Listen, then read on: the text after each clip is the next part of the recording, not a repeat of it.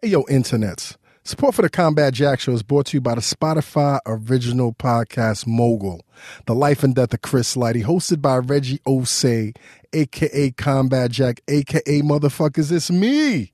Mogul tells the story of the music executive who changed hip-hop and shaped the careers of some of its most beloved artists. LL Cool J, Missy Elliott, 50 Cent, Nas, Diddy, and so many more. Internets, one of the most illustrious careers in music.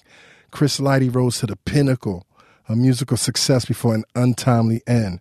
This story is more than just music. It's the story of the American dream.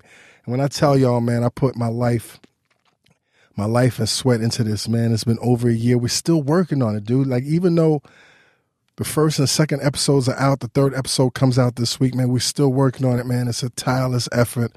I'm so proud of it. For those that have been fucking with the Combat Jack Show, I know that y'all will fuck with Mogul. I've been telling y'all for a long time, man. It's time to raise the bar. I think I did it with this one, man. Shout out to Gimlet. Shout out to Spotify.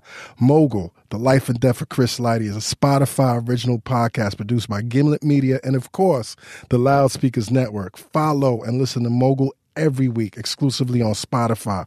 I'm so hyped that you guys are telling us that this Mogul thing is crazy. Listen, man, go on Twitter, follow Mogul at Mogul on Twitter. And if you want to keep listening, check out the playlist inspired by the show Mogul, available on Spotify. And listen, niggas, I've been getting so many like, yo, Combat, I don't have Spotify, niggas. Y'all download all types of other shit, porn, hentai, all types of bestiality shit. Y'all motherfuckers can't download Spotify. Y'all don't have to pay for the premium shit. Just download the bitch. Who been holding y'all down for 7 motherfucking summers? That's who. So support us with this bigger endeavor. You will not be dissatisfied. Go to Spotify, at Spotify, download the fucking app. Listen to Mogul, The Life and Death of Chris Lighty. And now back to the show. Get ready for combat. No escaping. Get ready for combat. Get ready for combat. Yeah. The Combat Jack Radio Show. Stand up. Kane Garrett, a street legend that controlled the flow of cocaine through the city of Flint, Michigan for years, has just completed a 7-year prison bid. He hits the streets and recruits a protege named Basil, only to get betrayed by him, and a street war is suddenly ignited. A web of lies and deceit fill the pages of this thrilling novel and keeps the readers guessing until the very last page. The town is painted red and chaos erupts. Shootouts, kidnappings, lies, and double-crossing. Teacher versus student. Basil versus Kane. Find out what happens in the new book by New York Times bestseller Jaquavis Coleman in The Streets Have No King. Available now everywhere books are sold. Hey, yo, internets. You tune into the Combat Jack Show. It's this very special episode. I was flown out to Durham, North Carolina by the Art of Cool Conference, the 2017 Art of Cool Conference. I think this was their first conference, and it was supposed to be me and Dr. Mark Anthony Neal, and we were supposed to have a roundtable discussion with the late, what the fuck am I talking about? The great God MC, Rakim Allah. But Rakim was late, and eventually Rakim was a no-show. It was very disappointing. But we flipped it because we had the good brother in the audience, Ninth Wonder. It was Ninth Wonder. It was Professor Mark Anthony Neal. It was me, Reggie Osei, Combat Jack. We had an amazing conversation, thought intriguing. We had some ratchet.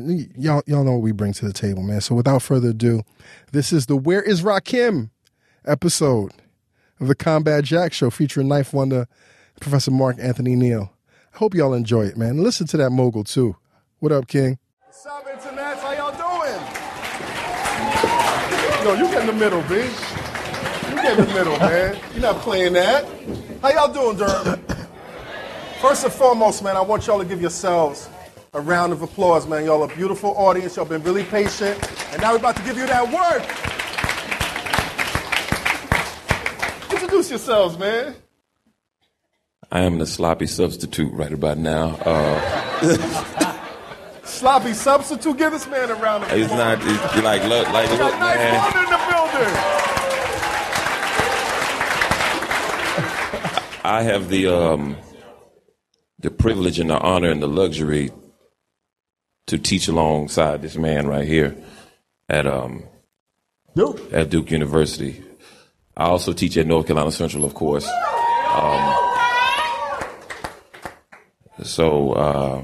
I make beats for a living. I teach. I'm in the Smithsonian. That's cool. That's really cool. Just a lover and a studier and a protector of the culture, I guess. That's me in a nutshell. Nothing like this man right here. No, but this is the thing you got to understand, right? You see 3 black men up here, but the thing that you don't process is that what you got up here are 2 professors and a lawyer, right? And the fact that 2 professors and a lawyer are repping the culture is important because 30 years ago, they would never have thought about the culture that way, right? And just like all of you in this room are professionals in your own right, but live hip-hop, have been a product of hip-hop, this is a part of hip-hop that the larger culture never gets to see because they infantilize it, right? They make hip-hop think about being just about 14 and 15-year-olds. This is what hip-hop looks like when hip-hop is grown, right? All of y'all is what hip-hop looks like when it's grown. So I just want to give that kind of quick shout out. And today's April 29th. Y'all know what's the significance of that date? It's the 25th anniversary of the LA riots. So that's one thing. Of course, we got to shout out Fine Ass Cicely because it's her birthday. So sing a little happy birthday thing for her. Happy birthday, sister. Happy birthday. It's also the birthday of Duke Ellington, right? Greatest American composer, right? So it's fitting to talk about on this day, the birthday of Duke Ellington, also talking about the greatest lyricist of all time, the GOAT, Rakim, the God MC. So I guess the question the elephant in the room is, where's Rakim?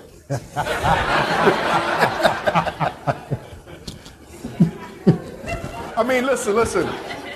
You know, me and Knife were talking last night, man, and we were talking about, you know, such a privilege it is to be able to work in the industry and make a living out of it, but also the other side, like the heavy side of working on the industry, the pressure of always being, you know, in the spotlight, and you know some of the shit that we go through being in the industry. So, you know, where's Rakim, man? Why you asking me, man? I'm just saying. Let's talk about how we've been influenced by the God Rakim. Okay. You know, I had so many questions for Rakim, man. Like, how does he process lyrics? You know what I'm saying? And did he understand that, you know, when there weren't that many contemporary rappers that were pushing the envelope, how does one man go beyond the boundary of that? And I just remember, man, when I first heard Rakim, I was like, yo, what the fuck is this? Like, what the fuck is this? Like, it like opened up a new portal to what this hip hop thing was, man. And it just gave us more depth and dimension and possibilities, man. And here we are 30 years later. Like Mark said, here we are inspired.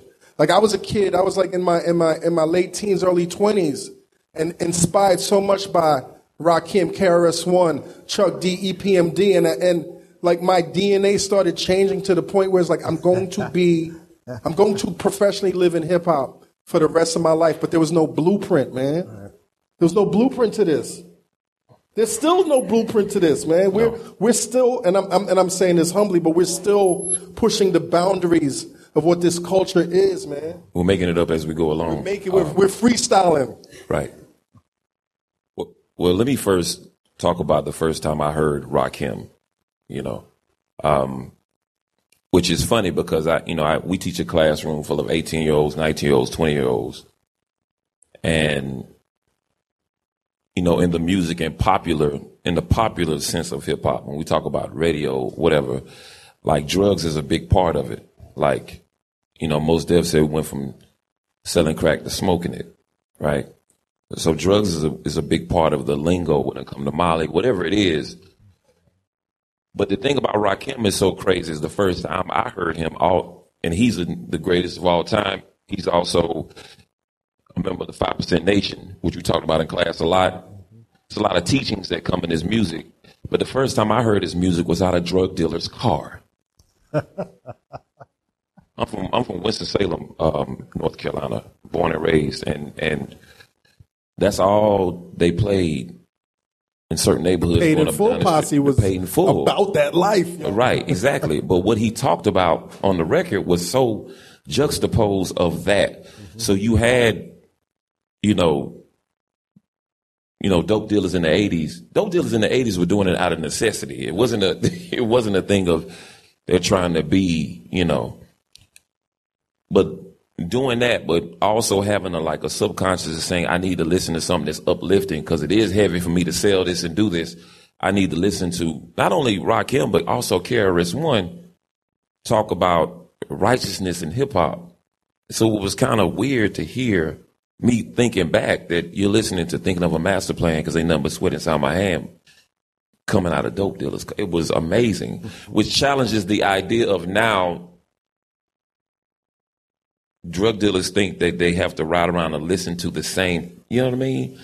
You understand what I'm saying? Like you can't do this and listen to this. You have to do this and also, right? It was just different for Rakim. Drug dealers in the 50s were listening to Miles Davis and The Loneliest Monk. Exactly. Right. Exactly. But you know what's crazy? I remember the first time I heard Public Enemy, Rebel Without a Pause.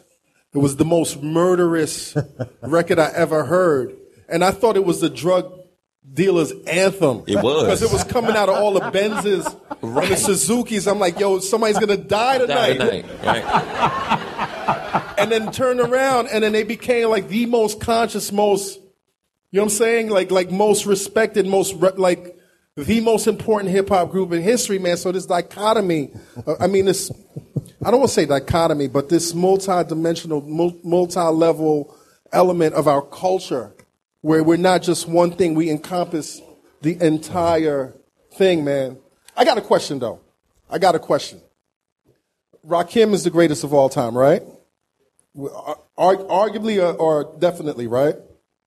You can argue that. The scholar in me says yes, because he created the fork in the road. Before him, everybody was. He was the Galileo. Girl is glow, and I'm here to say, and everybody's rapping like that. Right.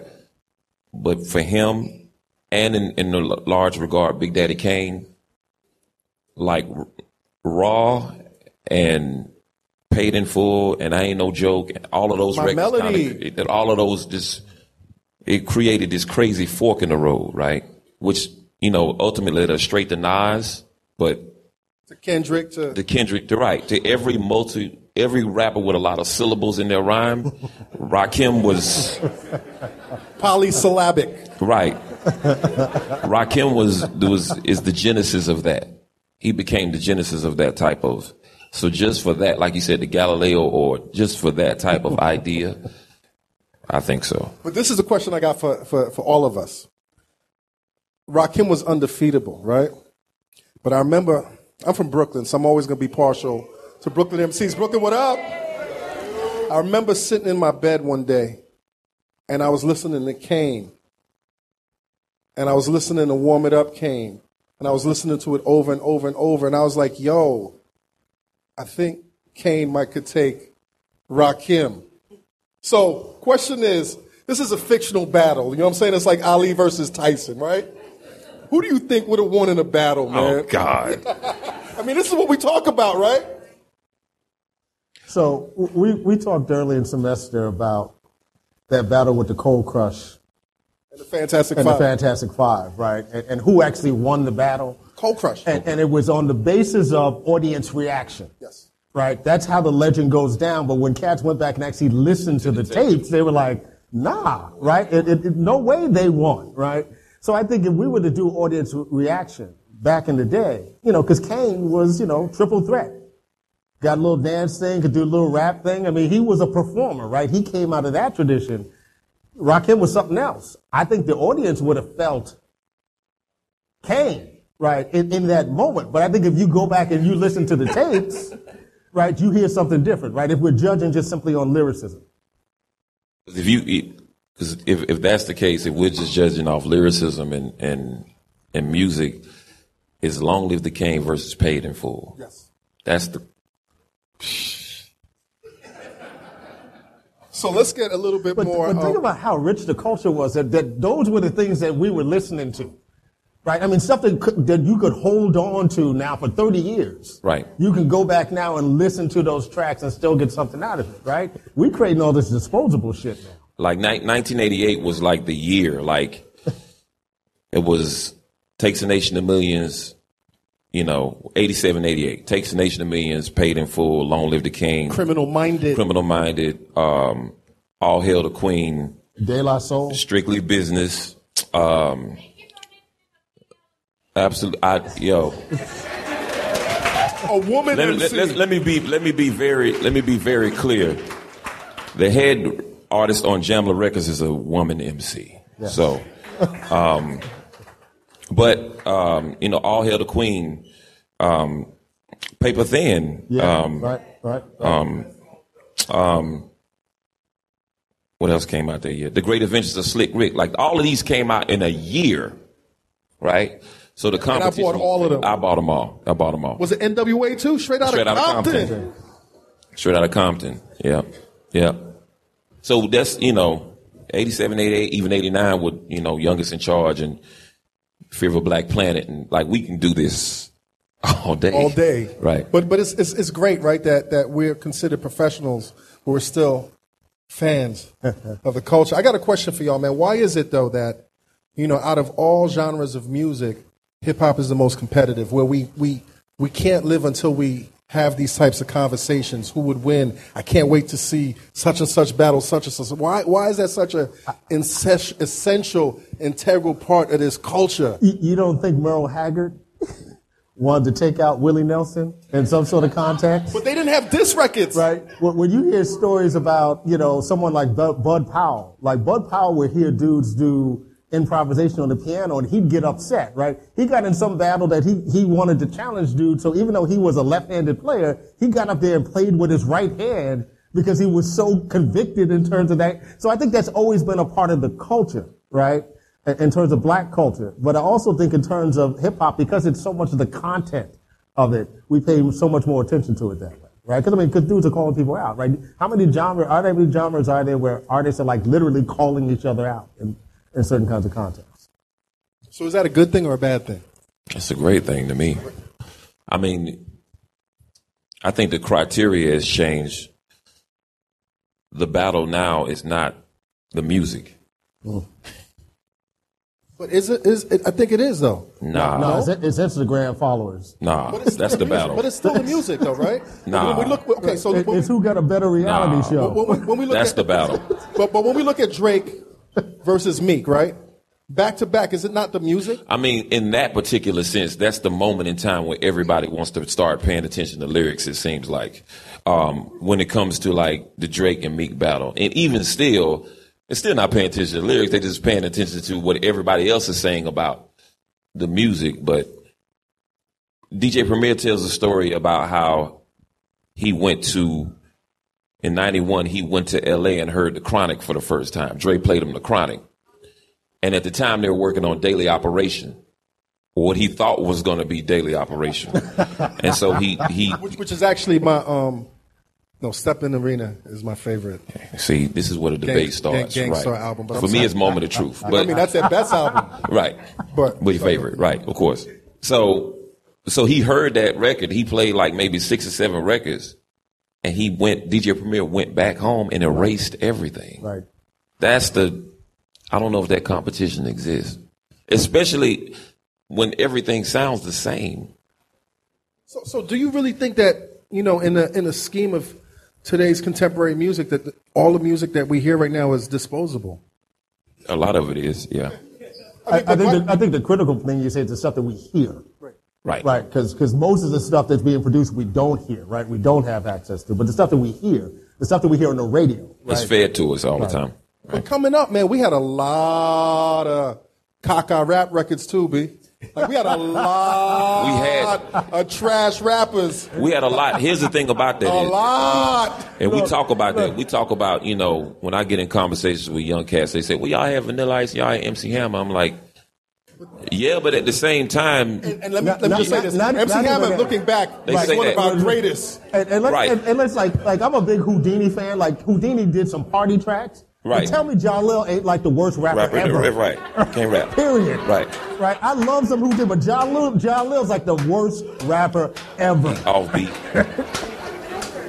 I think the thing about us is once we. You said it. I didn't say that. I ain't say it. Internets, let me just say this for the podcast. Combat did not say that. People taping and shit. It'll go up on Instagram. Nope. Ninth Wonder, this is Jalil. That's what it's going to be. Nope. Hey, yo, internets, do not forget this week's episode of the Combat Jack Show is brought to you by the new Spotify original podcast, Mogul, The Life and Death of Chris Lighty. Mogul details one of the most illustrious careers in hip-hop and Chris Lighty's rise to the pinnacle of musical success before an unfortunate and untimely end. This story is bigger than just music. It's bigger than hip-hop. It's the story of the American dream. Our team has been working on it. The Loudspeakers, Gimlet, Spotify. This has been a labor of love. We've been working on it for over a year. When y'all hear niggas talking about they've been working on a podcast for over a year, internets, I swear to God, this is my best work yet.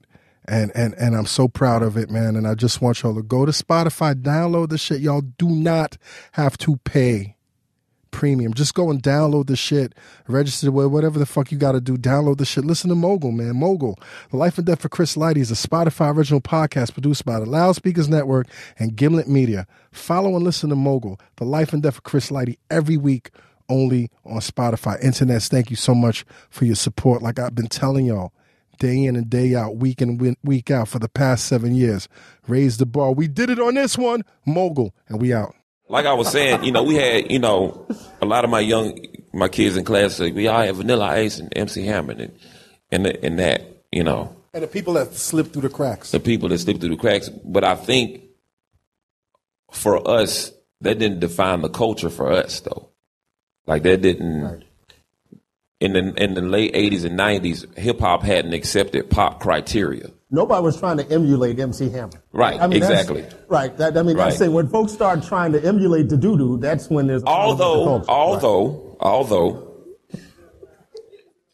we got to have Hammer. How we get from Rakim to Hammer? I never understand this. But that's the beauty. Yeah, exactly. That's the beauty of the art. You know what I'm saying? It's like culturally, every region couldn't produce a Rakim. And like I said, when I go back now and I look at the greatness of Hammer, I'm so disappointed at how hateful I was at that brother back in the day because he was doing something that was on a scale you got to think about it. You got to think about it. Before Hammer had his own crossroad thing too, because before Hammer came along, people wearing sweatsuits and jumpsuits. Look at rest in peace to the great Heavy D. Look at pre-Heavy D before Hammer came along. Look at Hammer, and then look at the We All Got Our Own Thing video. Right. Look at New Edition, and then look at Hammer, and then look at Bobby Brown's every little step. Right. Hammer changed the game. Like, nobody was dancing in videos. Nobody was doing this. There was no background dancers for the most part with patent leather shoes on and big pants. Man, and all of that. Yo, Hammer and Oaktown 357 changed everything. So we can't take that from him. But I think the difference is now is that we've accepted pop criteria. We wanted to be popular so much. We wanted to be popular as a culture. But the reason why pop listeners like music and the reason why we like music is two totally different things. Hip hop is connected to our culture. Pop is just pop music. It is what it is. So now we have accepted those rules to like somebody instead of liking it for the music or are they on this show? And even from that, we had our own mainstream. There was mainstream and there was black mainstream. There was mainstream and then there was Arsenio Hall, Yo MTV Raps, Rap City, Team Summit. And if you made it on those, you made it. Now you have to make it all the way to Best New Artist on the Grammys for everybody to know who you are. You know what I mean?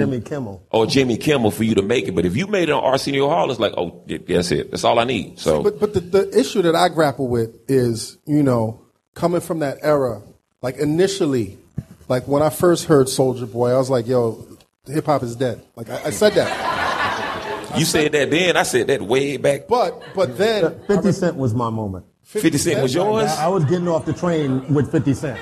But I'm gonna tell you what changed my perspective. That was 50 was your moment? Many men? 50 was my moment. My moment was, hip hop has always been this thing of you can enjoy it, you can be a fan of it, but you can't do it. Like to listen to Nas, it's I can't do that. Right. To listen to Biggie, I can't do that.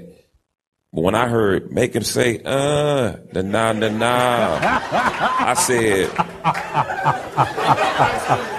that made everybody at home say, I can do that.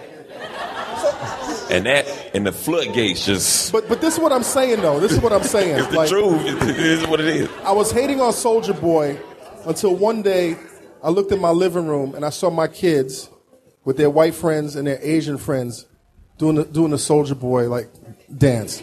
And I was like, yo, they are enjoying this music as much as I did. And I remember when I used to have the fat laces, like my older cousin who was heavy into R&B, he was like, that's not music. Exactly. That's not music. That's trash. And you got to understand, a lot of black executives in the music industry and in radio saw hip-hop as trash. They heard Rakim and they were like, that's trash. And it just changed my perspective of becoming that old guy, because these guys are not making music for me. They're not making music for me. That's why I differ, because delivery of the message is one thing. Yes. My mom didn't understand Rakim when I listened to it when I was 13, 12, 11 years old. Why was I listening to Paid in Full? I recited the words to Paid in Full to my mom, and she 100% got it. I don't know how many songs on the radio you can recite to somebody if they 100% get it. So my 14-year-old's over on the floor over there, and she reading The Hate U Give, right? So she a little locked in a little bit on some shit, right? So I'm telling her, Rakim's coming, the God MC, the GOAT, and she goes, Rakim. She goes, I ask her who she thinks the best. She goes, Day Day. I'm like, who the fuck is Day Day? Right, but I also know that she enjoys that the way I would have been enjoying LL or Public Enemy or Kane back in the day, right? It's all relative, and I think we get caught in situations, particularly as older folks and as adults, that we forget what brought us to hip-hop in the first place. It wasn't all the consciousness. When we were 17 years old, we weren't just listening to hip-hop because we wanted to get education. Right, and in fact, there was no education in hip hop when I first started. It was about sniffing cocaine, jumping in the fly OJs. But I think that's where we're getting confused. It's not necessarily the nature of the message. We have to look at it this way, and this is from an educational situation. It's not a situation of if it being conscious or having a message-driven, positive. 10 Crack Commandments was not positive, okay? It was not a positive song. It was a positively great record. Right. Mobb Deep's the infamous. Woo! By the time you get to track 9, 100 people have died. Okay? That's not what we're talking about. Niggas for life.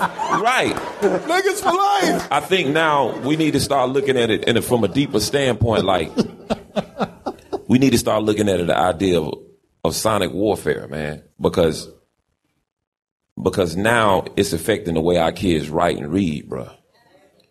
And that's what it is. No matter the message, it's the audible idea of being able to speak clear words or not. Living in a generation of now, everything is, you're limited to 140 characters. You got kids, it's like LOL, WYD, blah, blah, blah. It's a deeper message. Emojis. It's a deep idea where now our kids is losing the idea of communication. No matter the message of the record, like no matter the positive or negative tones of the record, it has do you know how to use words, period? And that's where we at now. But that's where we at. Is it a de-evolution or evolution? Because you also got to look at all. Listen. You got to look at all the platforms right now. When I think of Twitter, right? When I think of this digital age, to me, it's a weird form of evolution the way I see it. Because when I used to look at Star Trek back in the day, right, and them aliens had them big heads, they didn't talk. They just communicated through their heads. Yeah, we you know what I'm saying? They would look at each other and they would. And that's how I see Twitter. It's like, are we becoming those we ain't big-headed that, man. aliens? I'm just, come on, man. Do y'all understand? Y'all fuck with me or not? So It's Star Trek, man. I get it. I'm not here just to be the I understand what you're devil's saying. advocate. I understand This what is you're how I saying. see it. but that's I understand what you're saying. But that's a question I think also about hip hop, right? If hip hop took up such a space in our lives, hip hop doesn't take up that space in our children's lives. Exactly. Right? They don't even, for many young folks, regardless of race, hip hop is just another form of pop music they listen to, right? It's packaged alongside all these other pop songs. Exactly. Rappers are jumping in on all kinds of pop records, pop singers popping. They don't think of it as something that's unique, something to be protected, something to be curated in the ways that we do, right? I mean, Ninth and I see it all the time. Some of these kids, and it's funny, right? We got 140 kids in the class. There are 15 of them. Ironic. Right. 140 kids, 140 there are 15 characters. of them. There are 15. There are 15 Stay of woke, them in y'all. the class, and it's all white guys, right, who all want to talk to Ninth about beats. The other 125 kids could give a damn about the specifics of the culture, right? And half of those are black kids, right? If anything, some of the white kids are more invested in talking about this than the black kids. That's a whole are, nother right? conversation. 'Cause it doesn't hold culture, it doesn't hold their lives the way it did for us. Right. So does that mean then, because the scariest thing and the thing that I don't want to accept is what Nas said 10 years ago, hip-hop is dead. Are we saying that? Is jazz dead? I mean, jazz can never die, but in the scheme of things, it's not the strongest in terms of what we listen to right But now. at the same time, if you ask a certain young person, or even ask some of us in our 30s or 40s, 50. some of us, I'm sorry, man. Some of us, our first introduction to jazz was Kenny G, man, and that's not it. However, right, but what you have to think about is, if we don't control this narrative 50 years down the road, Right. Eminem is going to be the representation. That's my biggest fear. But it Eminem, goes but- to that. No shots at all. I mean, and that's just what it is. But it just says something to me when, and I say this all the time, I can tell the type of music is diet, bruh. This is diet. I can tell the type of music a kid listens to by the paper they give me.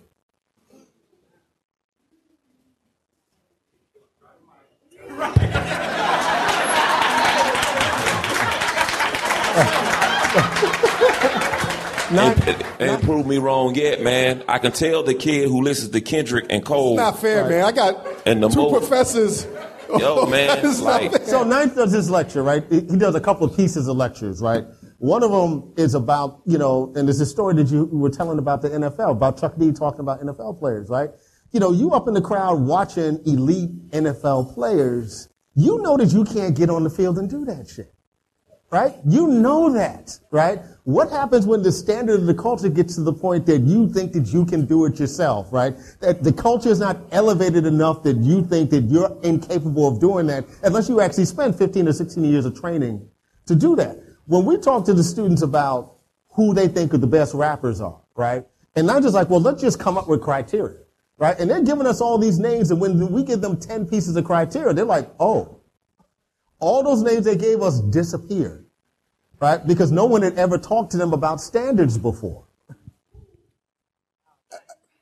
I have the honor and the luxury to teach. Besides, I'm telling you, man. But, this is what it is. but once again, I agree with you, but I still got to stand my ground, dude. It's 2017, right? And the highest selling artist in 2017 is Kendrick, It's Kendrick. right? Yeah, absolutely. When you hear J. Cole, it's not an anomaly.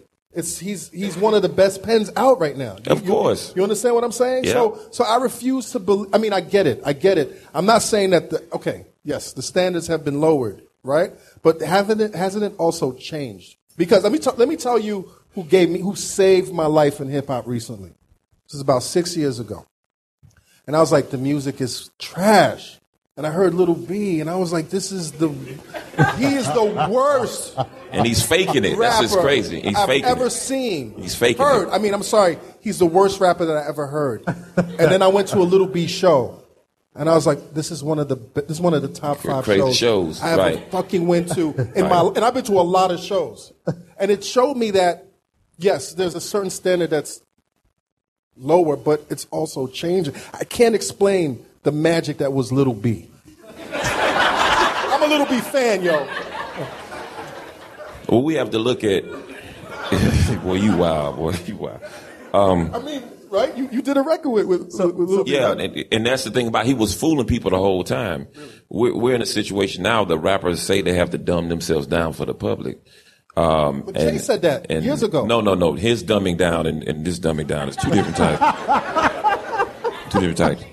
But I mean, we just when it comes to Kendrick and Cole, Cole went double platinum. He had platinum and double platinum with no features. No features. Absolutely. Kendrick sold 610,000. He's beat Ed Sheeran and Drake. We're with Cole and Kendrick, we're at the first time in a very long time that lyricism wins. You know what I mean? And a lot of us come from a generation where that won. You know what I mean? You having a great single is one thing, but the albums that stood the test of time contain some type of message to it, which has always been the foundation of black and brown folk. The message has always been there from the time they told us singing spirituals to run to the north all the way to now. It's always been a message regardless of what. And so now for Kendrick to do that, for Cole to doing what he's doing, that's very important for a kid to now sit in my class and say, man, I want to hear some storytelling now. Like, this is the first time of me hearing this in a long time with black kids in the South. Because the thing about black kids in the South, they have a stigma to believe that if you from the South, you ain't supposed to say nothing. Huh? Outcast. I'm getting there, Shanti. I'm getting there. The problem is kids don't know the Outkast anthology. They don't know that anthology. Right? And I have to tell them, I do this thing in my class where I split the class in half, and they always get in an argument about it. I put North on one side, South on another, and I tell my kids to tell me what's the stereotypes of rappers in the South. Right. What's the stereotypes of North and Southern people, period. I want to hear that. Right? And they go to war, All the Northern people, Southern people, we slow, ain't no street, like all this stuff, right? The Southern people, they fire back, blah, blah, blah. So then I ask, so what's the stereotypes for rappers in North and South? North is always a message. It's about the struggle. South is about the party, blah, blah, blah. And then I wiped the whole board clean. I said, explain Outkast then. And they freeze because that's not their, when it comes to Southern music, that's not their genesis. Their genesis starts somewhere else. So that's the whole thing, because a lot of things we got as little brother, why y'all sound like that, y'all from North Carolina? We supposed to sound dumb? I understand this. We supposed to sound slow? We not supposed to say anything? Like, what is this? And it just comes from the stigma of you from the South, y'all got this, y'all got that, but then here come little brother. That's why we named our mixtape Separate But Equal. Right? So that's the whole idea. Yeah, Cole is going platinum, Kendrick's going platinum, and like Neal said, it is more white kids now that are way more invested in learning the culture than we are. Because we take it for granted. Exactly. It's right there. It's in our fridge. It's not. It's and one of the ways you know that is that when you read the Pitchfork and all these other little magazines and the best stuff that's being written about our culture, it's never by any folks who look like us anymore. I'm telling you. It's all white boys who are writing this shit now. Right? So they now have become the gatekeepers of the culture, even as the culture is in a renaissance. Right? And that's where the writing piece becomes important, right? Because if you want to protect the culture, you don't protect the culture on Twitter. Right? Right? You actually put down a 2,000-word essay to justify why this shit is brilliant, right? The same way Baraka did that shit for jazz. The same way that Nelson George did that for R&B back in the 80s. We're not training a generation of young black folks to be critical thinkers and critical reviewers of the culture. So thus that gets left off to other folks, to Entertainment Weekly, right? To Entertainment Tonight, right? To Pitchfork. Right? And so that's part of the process also. We fight with these kids and as a class talking about, can y'all give us something critical? Right? Can y'all just stop telling us this constant narrative about, black kids were drug dealers and hip hop is about drug dealers? And we had this breakthrough moment. Well, not breakthrough because we were cussing them out. Because we was like, the folks that y'all describe in these papers about these black folks, I don't know none of those black folks. I don't live on a block with drug dealers, right? I know some drug dealers, right? But they ain't living next door to me, right? I never see my grandmother in your papers, right? Because the idea of what a black person is truncated in part because of the way the culture is circulated by the corporations, right? And then the folks who are responsible for writing about it reproduce that narrative.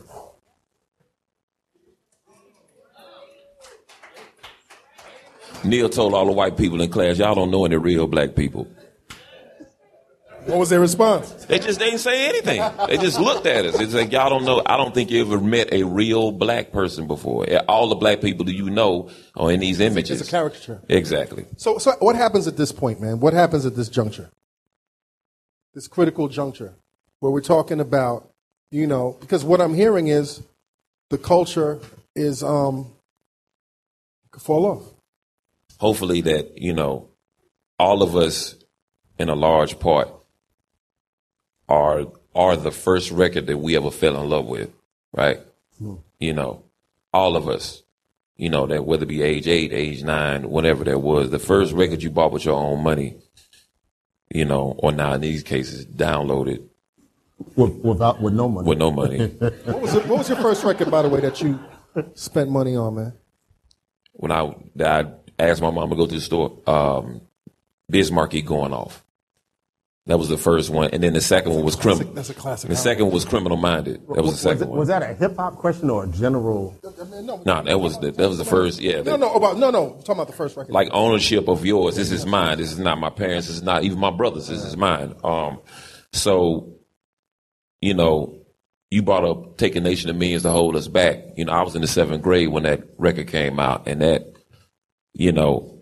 coincidentally, a friend gave it to me in a social studies class. We're learning about Christopher Columbus, right? And so I goes home and I listen to it, and I come back. College.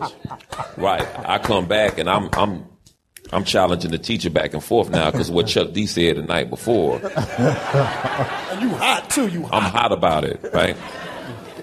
So we're always affected by those moments in middle school, elementary school, the first records that we bought. That's kind of the litmus test for the rest of our lives. So I'm hoping that a 12-year-old kid, their first record to themselves is this Kendrick Lamar record. Just think what that does to their mind. You know what I mean? That their first record is 2014 or For Your Eyes Only, and then the next one they buy is Damn. That's setting the precedent and the bar for everything else that they listen to for the rest of their days, I think. Mark, what's your first record, man? I'm dating myself. The Jackson 5 third album. That's 1971. Lead single was I'll Be There. Mine was Parliament Funkadelic, Chocolate City, and Stevie Wonder's Songs in the Key of Life. The best album of life. The best album of life. Inner Visions is better. I know, but still. Inner Visions is better. I agree, but I disagree. Fight me. Inner Visions is better than Songs in the Key of Life. No. No.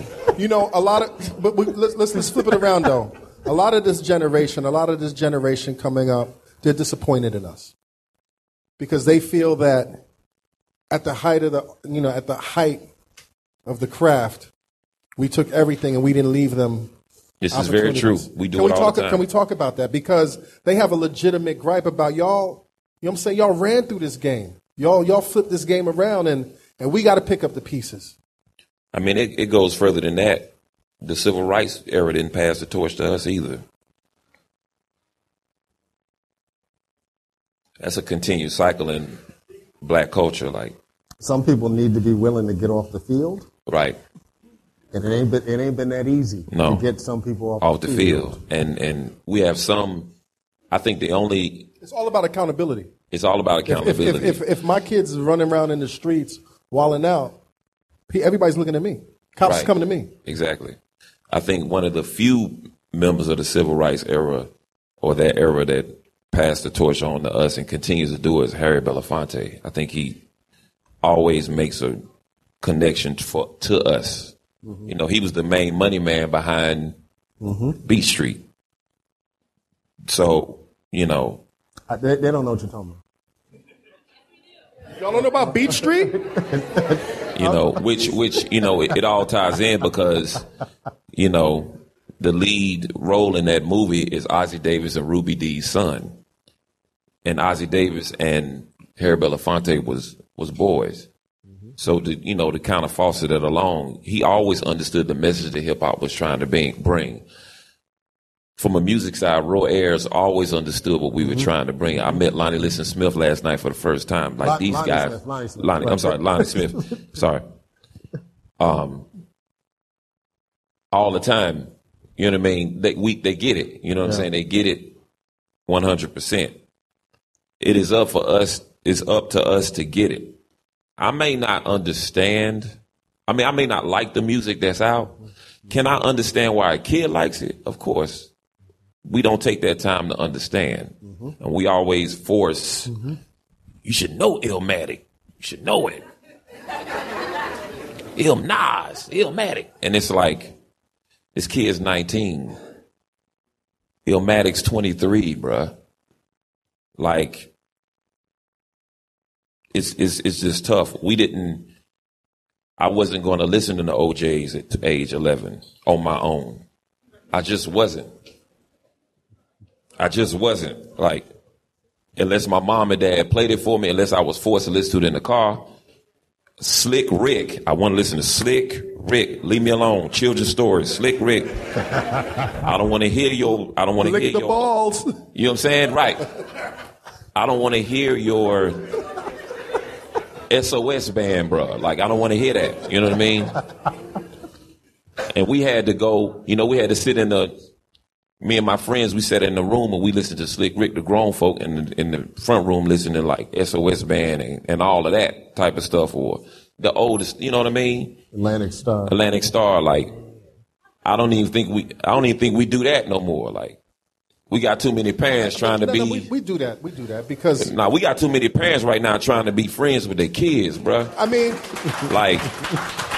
I listen to the stuff my kids listen to in the car. Why? Why are you doing that? My kids are also going to listen to the same shit. Yeah, my kids ain't got no choice. My kids appreciate Luther. My kids appreciate Right, mine too. Right, of course. You know what I'm saying? Like that's our responsibility. But I say this not just for us, man, but everybody in the room, man, because once again, the world is shrinking. It is becoming a global village, man. And not just us and pointing fingers, but what's everybody's responsibility in making sure that we, like, for example, for me, and I'm not bigging myself up, but I feel so honored that I'm able to give back to the culture on my platform, the Combat Jack Show. To me, like, that's the only thing, that's the only way I could give back to the culture. But, like, what do we say to everybody out here that, like, yo, it's fucked up? Because that's also a crime when we just throw our hands up and be like, yo, it's fucked up. You got something to add to that, bro? No, I mean, what Reggie just said, what you've done with Jamla, right? Because, like, if cats don't want to deal, if these corporations don't want to deal with it, you build that shit yourself. You build it yourself. Right? You figure out how to get the resources. Like, I ain't never been on Charlie Rose, so I did my own shit, called it Left to Black. Right. Got my own Charlie Rose. Right? I mean, we build our own shit, right? We come out of a tradition of folks who build their own shit. And in terms of cultivating the culture now, we have to get back to that kind of business. Part of the problem that happened with hip-hop is that all this money came into the industry in the 90s, right, and created billionaires, all that kind of stuff. And what it created was individual billionaires, right?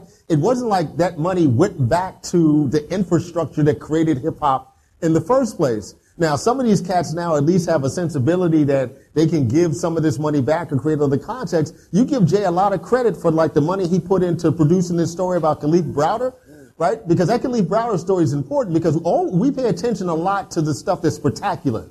Cats getting shot in the street, women being, incarcerated and then disappearing. And then disappearing. We pay attention to those spectacles, but the everyday reality of black life is a Khalif Browder story where you get stopped for no apparent reason, end up in prison for 3 years, right, in solitary confinement and then get in a kind of mental trauma that you kill yourself. That's the everyday story, right? So we give Jay some credit to put some money to get that story out there, right? So we put that pressure on folks. But in the absence of that big money, right, that stuff didn't come back to our communities. That stuff didn't come back to our institutions. You know, that's stuff that we have to put in the game ourselves and cultivate ourselves, right? So I give Reggie a lot of credit. Reggie, we were just talking earlier, right? He's just doing this series now with Spotify called Mogul, which is about Chris Lighty. And if you don't know who Chris Lighty is, right, and the impact that he's had on the culture, and folks need to know both who Chris Lighty is, but also the story that ends in his tragic death, right? Because the culture loses because of that. It's important to invest and start our own. It's probably one of the main reasons why I've never, you know, people, when they talk to me and when they walk up to me, they ask me, I thought you lived in New York, like I was supposed to leave here. Like I've never lived anywhere else. Don't move to New York, man. No, hell no. You got to be rich to be poor in New York. Exactly. But that just type of idea, you know, when people say, I thought you left, I thought you moved up away from here, like that idea just breeds the idea that great people or you can't do great things coming from here, like that you can't stay here. You know what I mean? It's that type of mentality that we have, that you can't stay here to do things. Man, look at Drake, man.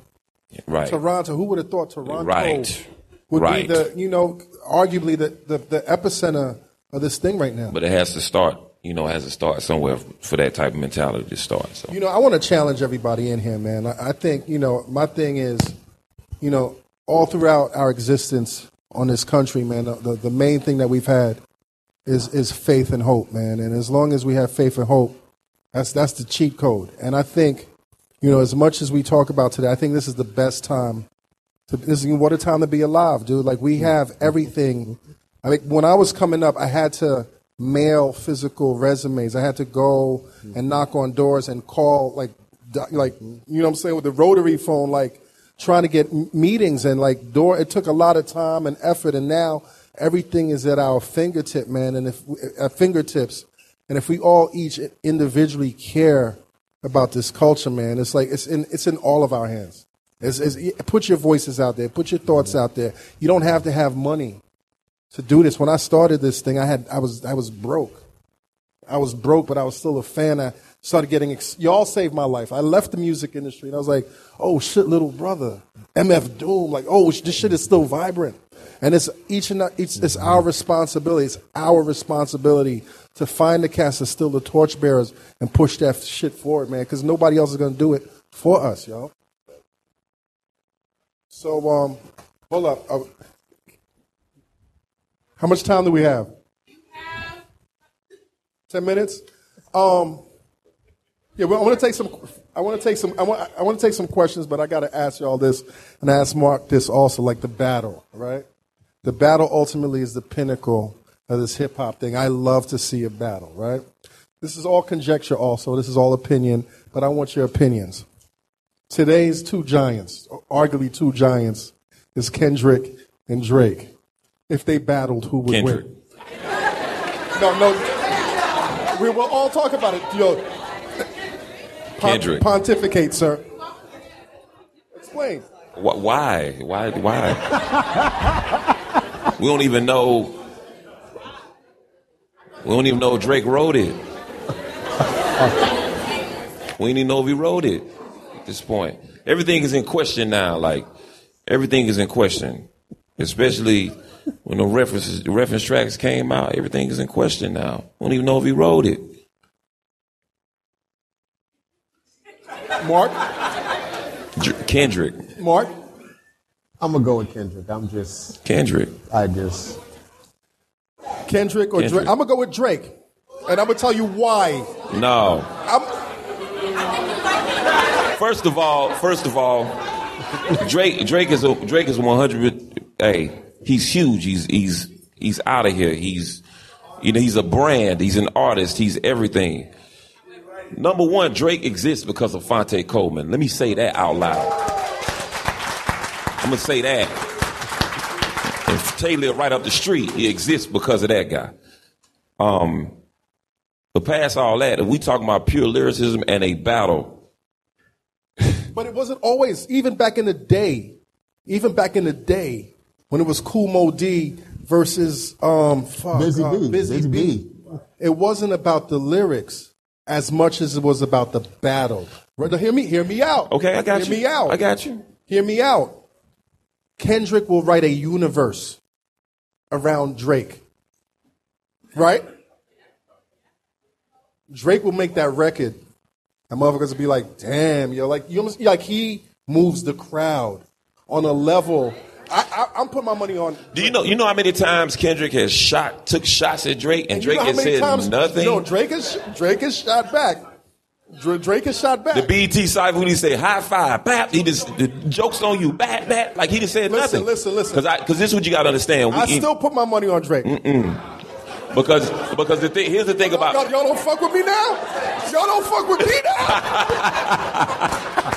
Here's the thing about the Busy B, Kool Moe Dee thing. Records or not, both Busy B and Kool Moe Dee came from the culture of battling in the street. Yes. Have you ever seen Kendrick battles when he was 16? Man. I'm gonna flip this question on you, Reggie. Yeah, flip it on it, man, because Will you take... You don't fuck with me no more either, B? Are you gonna take... Reggie, you gonna take Drake and Kendrick over Kane and Rakim? But it's kind of the same thing. No, listen. No. Y'all not letting me talk, y'all. Yeah. Y'all not letting me talk. Yo, who cut my mic off? Listen, Rakim is the God MC. Rakim created something out of nothing. He added dimensions and stairs and, different portals to this hip-hop thing. Kane was a battle MC, right?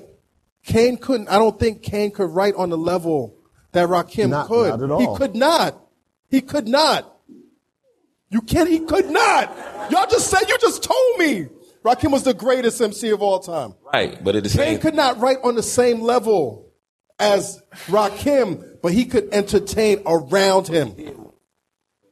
Yeah, exactly. Exactly. But he did raw. Yes. Like. But it's a difference between surface and depth, right? Are you entertained? Are you not entertained? Isn't that what it is? Rakim wrote deep and down. Kane did all kinds of interesting stuff on the surface. Right. But as far as lyricism, they can both go for it, though. They can go for it. I'm just not sure. But that's still an answer to my question. You taking Drake and Kendrick over those two? I don't understand what the question means. I don't. Please rephrase your question. If you had the choice, different eras, different criteria. It's like asking, would you take Steph and LeBron over Jordan and Worthy? Oh, no. I'm going back to Kane and Rakim. Okay. That's my era. All day. Brooklyn. Like I said, I'm partial to Brooklyn and Kane all day. But it's Kendrick, man. It's Kendrick. Okay. It's Kendrick. Anyway, I would hope that happens. No, you don't. I think the game needs that. No, it Come on, man. You would tune it up if you. It's not going to happen. If it happened, Drake don't want it. If it happened, he don't want it. If it happened, you wouldn't tune in. He doesn't want it. And this is why I love hip hop, man. Because grown ass men, we grown ass men. I love this, man. Listen, y'all have any questions, man? Because I've been hogging the mic, man. Y'all got it. I want to say thank you for your contribution to the culture 100%. Like, the Comeback Jack Show has changed everything. The way your interview is very in-depth, the way you construct your interviews and, for a lot of the passageways and a lot of the gate, people that we quote-unquote call gay people, rights. I like to call a rites of passage. Like, we have a lot of rites of passage I feel like we don't need, but yours is needed. Like, Thank you. I don't think an artist has made it until they come talk to you first. Thank you. I appreciate that. So that's real. After that, man, I'm just going to open up the floor to questions, man. You guys are great, man. Do we have somebody to hand the mic? All right. I'm Oprah now? I'm Oprah. What, you the first? Oh, you passing it? You get your question in, man. Help me out. Kiera Luck, this is for anyone who wants to answer. Do you feel like the way hip-hop is now is because of the lack of mentorship from older generations with the stigma of, if I teach you, it's going to take from me type of thing? Absolutely. That's some of our greatest of my era. It's like the greatest of my era, a lot of them, when the next cat is coming up, is a threat to them. I'm talking about my favorite MC. I know for a fact he sees that next cat coming, he either embraces him or he's like, I'm saying that it's a combative sport.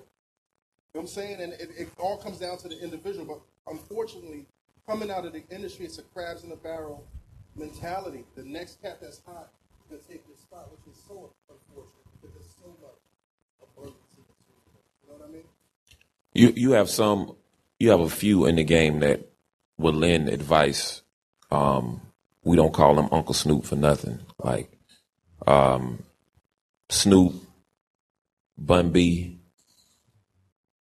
Big Boy from Outkast, like, you know, there's a ton of people that will give you advice, you know, but it's up to sometimes the next generation to listen to the advice too, because I'm not the one that's going to tell you I'm not going to sell you a dream. I'm not going to tell you what you want to hear. I'm going to tell you what you need to hear. And that's what Bun B has always been to me, you know, what Snoop has always been to me, what David Banner has always been to me, just to say, you know, Killer Mike, a lot of people so I can't say everybody is standing in the way. Some people will say, hey man, this is what you need to do, this is what you need to do, this is what you need to do. So, but it's very important. Yeah. It's essential to find a mentor. Can you talk about how the way money is made now, the way artists have to make money, how do you think that influences the quality of the music that's out now? You know, it may be a situation where it's an interesting point that you just made. It may be a situation that the music, since the music on a disc or on a cloud is so disposable, that they'll just, you know, let me just do this so I can just get on the road so I can make my real money, right? Why would I give a label a masterpiece that I'm not even going to be able to eat off of? I'd rather just just give them whatever, and then I just go on the road. So a lot of money is made on the road and merchandise for the most part, and outside endorsements, but labels have gotten smart. So when they do the 360 deals, if you get a endorsement from Target, they get some of that money too. You know what I mean? Because they know they're not going to make that much money off your sales. I need to get money, because they look at it, if it wasn't for us, you wouldn't get the Target thing. Right. Okay, we're going to take three. I got to say this, though. I'm amazed. Definitely the craft is in question, but I'm amazed at all these brilliant business minds that are emerging right now because of the way the industry is. My son is an artist. He's 20 years old. I'm like, I can get you a deal. He's like, I don't want a deal. And he's broke. You know what I'm saying? I'm like, but I'm amazed at this generation of artists that are like, I'm not signing a 360 deal. It's amazing. Okay, 3 more questions, and then we're going to close it out. Hello, everybody. Next question after this.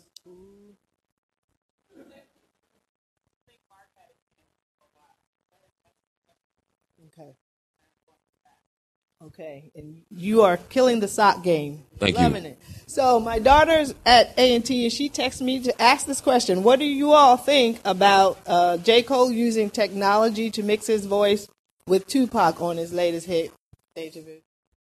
I mean, in terms of the music industry in general. Yeah, it's art. It's been done before. Like, I think the first time I've heard something like that was on De La Soul Bionics, I think. And it's a scene where they're rhyming and they freestyle and morph into like Pharoah Monch, and then morph into Five Dog, rest in peace, and morph into, you know what I mean? So that's just part of the culture. I think it's brilliant. I think it is. Yeah. I wanted to praise all three of y'all for keeping that history aspect of what's going on. I'm an old blues and jazz head, and I can tell you that a lot of times folks don't understand the connection between blues and jazz and hip-hop, but y'all definitely keep that lineage going. But I want to know if you think that enough of that is being done out there with the modern rap, because you were actually asking earlier about whether there were diss records out there earlier. Well, I can tell you there are a lot of diss records on blues records. You gotta give me a list. I want to get them. I love diss records. I think it's happening a lot. You know, I think people kind of miss the point of To Pimp a Butterfly, like sonically, because what Kendrick was really trying to do was to bring soul and funk back into the hip hop chart, into Billboard charts. That was the main reason what he was trying, the way it sounded so musical, is he was trying to bring that feel back into the top 100, right? I had a conversation with the young R&B guy, Kent Jones, right? And I told him I appreciated that he was putting a lot of like, him and Tory Lanez, putting a lot of like 90s R&B and 80s R&B in their songs. And Kent Jones said, I'm trying to put it in there so it won't get lost. And I can appreciate that. My final question is, we hadn't spoken about Lupe Fiasco at all. I hadn't heard Lupe at all, but I think the Cool, Food and Liquor 2 were very prophetic and artistic albums, and I think his contribution, just wanted to mention them because, I jammed to him. I mean, yeah, we got a lot of rappers we can mention. Yeah. Tons, like all day long. Like, I think I tweeted the other day, like, there's a conversation about Kendrick being the GOAT, right? Well, one of the GOATs. His first 4 albums, Section 80, Good Kid, To Pimp, and Damn, is like an incredible run. And I tweeted the other day, so was what the album There's a Dark Side and Muddy Waters. Like, we can do this all day.